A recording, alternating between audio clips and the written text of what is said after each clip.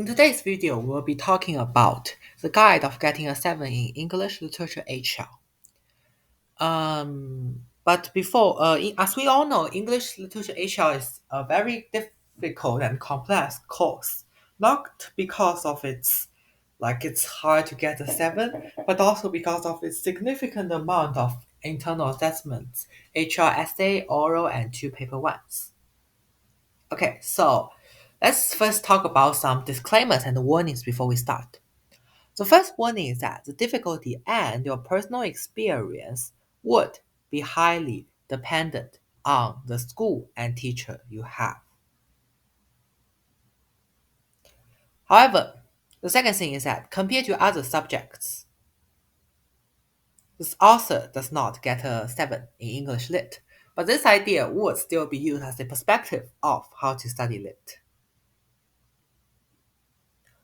The third warning is that it is almost impossible to get a predicted 7 in English literature. If you seek for a mark, to boost a mark, please go to other courses such as the Group 4 courses. Okay, well, let's start talking about the first thing. Study about the books. The main assessment in books would usually come from the 2 methods. The first of them is testing problem that is related to the books. And the second thing is that testing in paper 1 or paper 2 style that does not have a big relevance to the book. Okay, so exemplar questions that the teachers may make is going to be, like, for example, character beliefs are explored throughout the play. Why is this exploration necessary? What effect is created by those contrasts? Well, this problem seems very complex, right? But let's break it down. For the first method, we are going to study for the book. When we are studying about the book, we should outline the following. The first of them is the possible global issues of the book, including the major global issue or the minor global issue, and the supplemental evidences to the book. This would include like important citations or the uh, parts that is important. The third thing is going to be the possible central theme. The central theme would be the central theme would refer to like what the book is mainly talking about. And the fourth thing is going to be the possible 7 key concepts, which in terms of what the 7 key concepts, then you would just like could just search it here. The fifth one, plots and locations about a like about of a important theme. So like for example, the part of the citations, like it's very important because if you record them down, then you do not need to do it again. I mean you still need to do it again, but if you record it down, then like you do it reduces the time for you to like find the citation and quotes. What's the next thing that you could do is that you could brainstorm possible questions that your teachers may make based on the teaching style. How in this case you will have to intuit it by yourself. Usually like the teacher's problem that makes is going to be significantly difficult than what you think. So in this case you will need have to like think about a more difficult question as soon as possible. I mean not as soon as possible, more difficult questions.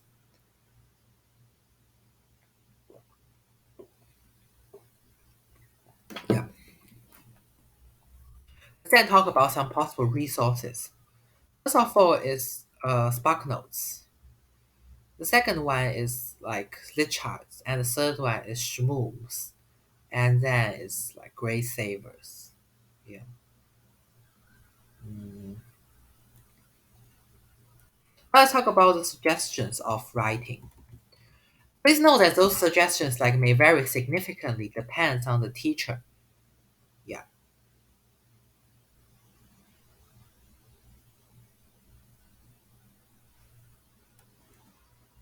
So the first of all is we need to remember a few pieces of citations. This could not only help save your time in writing, but could also help you remember some more advanced diction, so you could get a higher mark in criterion D. For remembering the citations, I would suggest that you will remember the page, what I call the its citation itself, and the background of the citation. The second thing that you need to do is that you need to use some words that IB prefers, such as authorial trace. For example, through the authorial trace of something something, we see that something something something. Yeah. And perspectives and interpretation, which are the TOK 12 key words, 12 key concepts. Or you could also utilize the words of figurative devices, such as the word simile and metaphor. You will also need to remember to support your sentences to evidences and the interpretation of evidence. And do not forget to remember to elaborate those sentences more when you are writing it. Yeah. The next thing is that it's better for you to write more or write less. Right. How should I say it? Write more, write more than write less.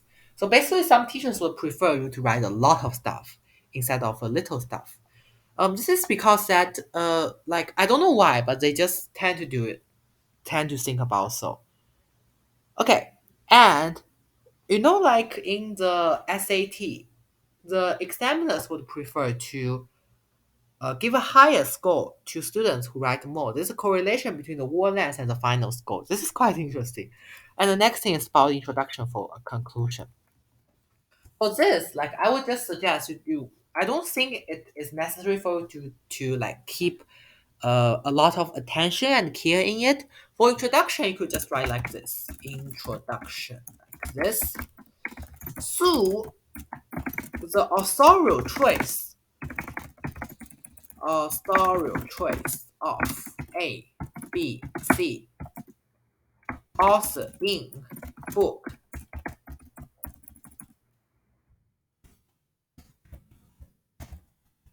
Author shows that blah blah blah.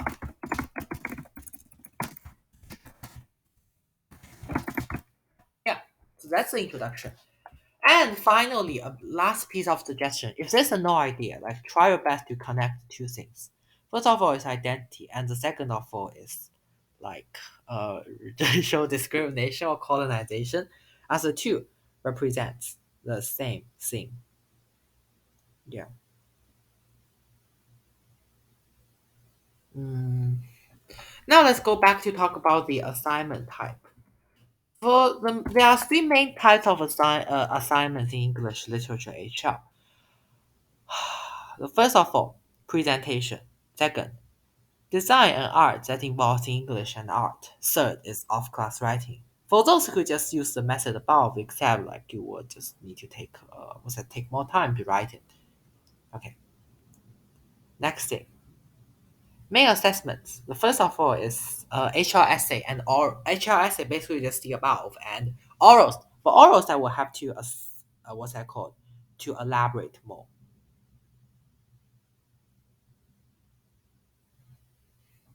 To elaborate more, okay. Orals is that you have to write 10 bullet points. Like you could only write 10 bullet points that you will bring in, like, and talk about it using the 10 bullet point. For the bullet points, I would suggest you write incomplete sentences. Just to make sure that you need to speak it very fluently. Try to make the bullet points cover the entire speech. And for the to cover the entire speech, the only length that you would have is that my teacher suggests that for each bullet points, try to keep it about 2 to 3 lines. But it depends on the perspective of teacher. Some teacher prefer 1 to 2 lines. Some people prefer 3 to 2 lines. Some teachers will just like does not care about it. Even you write the entire like a bullet paragraph, they won't care. So it highly depends on people's perspective. And in terms of the paper one, paper two, they are just how should I say it? They're just the same similar things above. And just remember that if you are able to think about of the idea, try to connect the essay you give to in identity and colonization as they are almost like included in every single book. in terms of the prose and poetry, like for SL, because SL can choose between prose and poetry, I will suggest between poetry because poetry is more ambiguous. It's more ambiguous, and uh, so that it will be open to more interpretation. Here we come to the end of our lesson, and I hope you have learned a lot. See you next week. Bye bye.